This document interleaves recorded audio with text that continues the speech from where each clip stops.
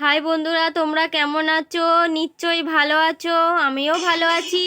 এই দেখো আমার যা রেডি হচ্ছে, বাপের বাড়ি যাবে। একটা সুতির শাড়ি পরলে কিন্তু হয়ে যায়, আবার ভালো শাড়ি পরে যাচ্ছে, ঢং দেখো না। তো কি বলো দেখি, ভালো শাড়ি না পরলে কি ব্লগটা ভালো হবে বলো তো বন্ধুরা?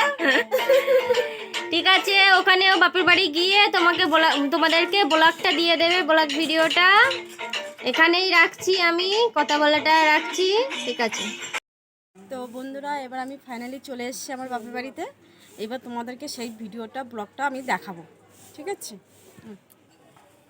আসো। হ্যাঁ, আমি পা ধরছি তো, আসো আসো, আমি ধরেছি তো, আসো। তো দেখো বন্ধুরা, এই যে আমার বাবা, আজ 3 বছর ধরে হয়ে গেছে, শরীরটা খুবই খারাপ, একটু হাঁটতে পারে না, চলতে পারে না, খুব কষ্ট হয় ওনার। তোমরা একটু সাহায্য করো যেন আমার বাবাটা সুস্থ হয়ে ওঠে।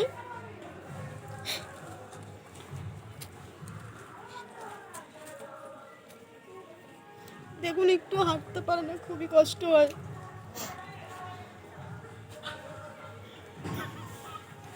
হাঁটতে পারে না, কাঁধে খালি, খুবই কষ্ট পায়।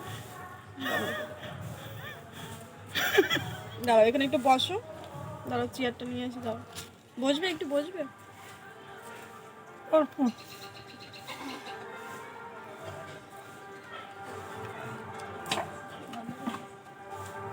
আপনার পড়ে যাবো কিন্তু